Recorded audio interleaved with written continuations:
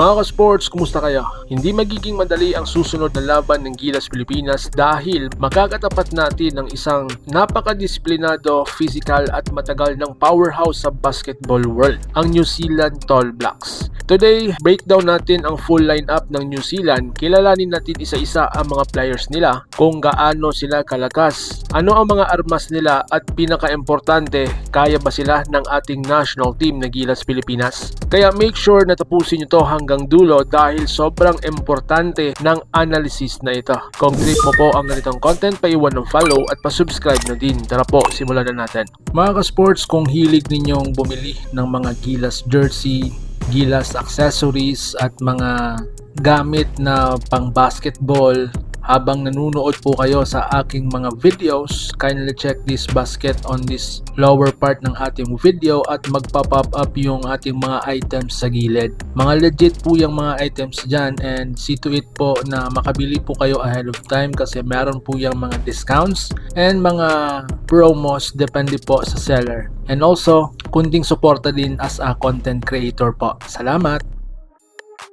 Unahin natin ang backcourt guards na pahirap sa Gilas, si Shea Ili. Mga ka-sports, ito na siguro ang pinaka-underrated pero sobrang delikadong guard ng New Zealand. Hindi flashy pero killer mentality. Playmaker, leader, clutch decision maker. Siya yung tipo ng player na tahimik pero biglang lalapain ka sa crunch time. Mga ka-sports, kapag siya ang nasa loob, control lahat kaya dapat bantayan to ng Gilas.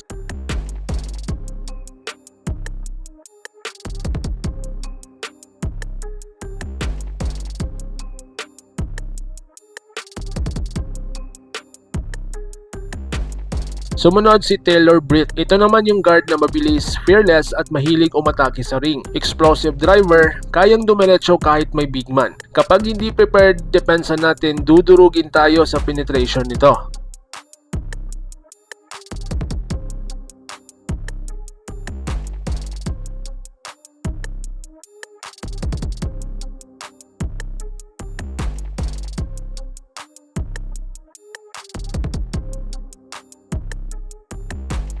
Sumunod si Isaiah Liafa. Ito yung 3-and-D specialist. Matikas, dumepensa, matalino magpasa ng opensa at kapag iniwan mo sa labas, may tirang pumapako sa score.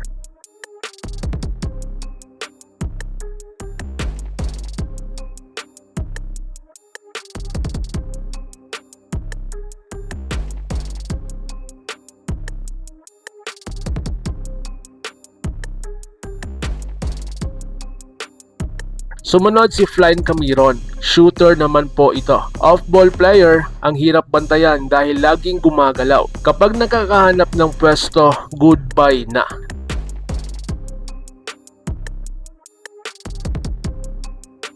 At dito naman tayo sa wings and forward, no? Physical, athletic at killer na mga players. Unang-una po sa lineup nila si Carlin Davison. Mga ka-sports, ito yung energy guy, athletic, mataas tumalon, mabilis. Role player pero mataas ang impact. Perfect sa hustle at transition.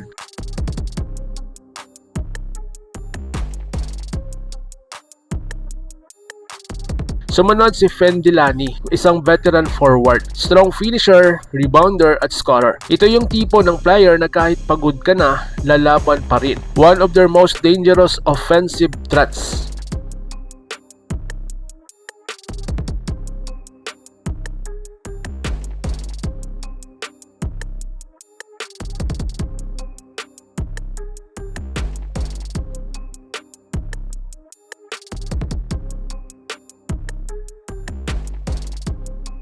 Sumunod si Max Darling, isang physical bruiser. Body-to-body basketball. Kung ayaw mo ng banggaan, huwag kang pumasok sa shaded area pag nandito ito.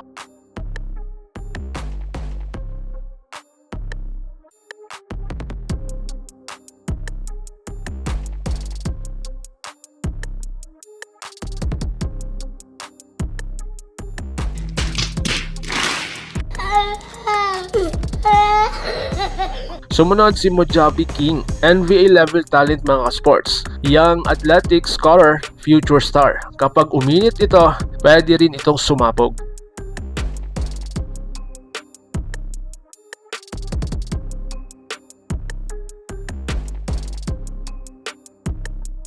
Next si Sam Minega, stretch forward, smart player, perfect sa spacing. Pwedeng tumira sa labas, pwedeng umatake, isang versatile.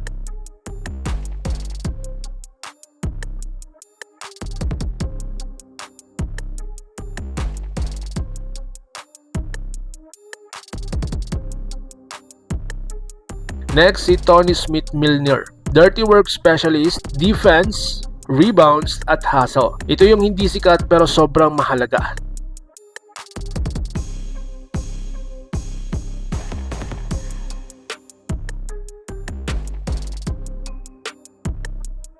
At dito naman tayo sa big man, no? Dito ang critical ang ating national team na Gilas Pilipinas. Unang-una si Yanni Wetzel. Ito po yun mga ka-sports ang malaking problema ng ating national team. Isang elite big man, physical, matibay sa ilalim, scorer, rebounder, bully ball specialist. Kung hindi ready ang Gilas bigs natin, nako, delikado tayo dito.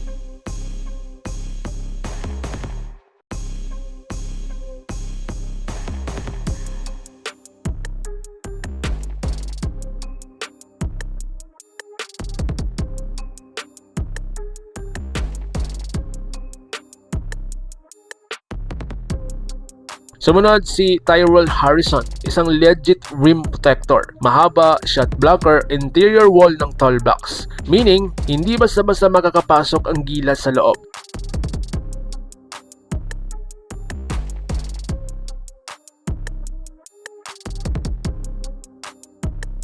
So ngayon mga ka-sports, ano ang lakas ng New Zealand Tall Blacks? No? Lamang sila sa physical basketball, discipline, walang sayang na galaw, excellent defense, strong fundamentals, great shooters at matitibay sila sa loob. Ito yung team na hindi madaling kagatin sa highlights dahil utak at disiplina ang panlaban nila. Mga ka-sports, no, ito lang ating nakita na possible na kahinaan nila. Hindi super bilis tulad ng USA type teams. Pangalawa, system-based sila. Pag nasira ang kanilang system, humihina. Sumunod, may young players na kulang pa sa big game experience. And lastly, kapag napuwersa sa isolation game, bumamagal ang kanilang offense. So ngayon mga ka-sports, Gilas versus New Zealand, ano kaya ang mangyayari? Mga ka-sports, hindi ito magiging madali. This will be the physical war, chess match at mental battle. Kung papayag ang Gilas sa mabagal, physical, grind out game, advantage po ang New Zealand. Pero kung mabilis ang Gilas, disiplinado, walang turnovers, maganda ang ball movement, we can beat them. Kailangan natin ng solid perimeter defense, strong interior resistance, avoid foul trouble,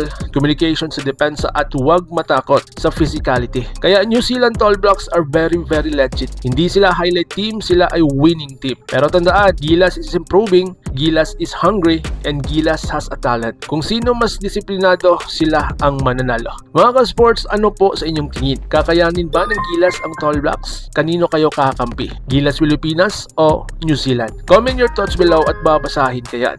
Like, share, and subscribe dahil marami pa tayong gagawin na breakdown at updates tungkol sa Gilas Pilipinas. Mabuhay ang Pilipinas Basketball, laban Pilipinas puso. So paano? Ingat po kayo.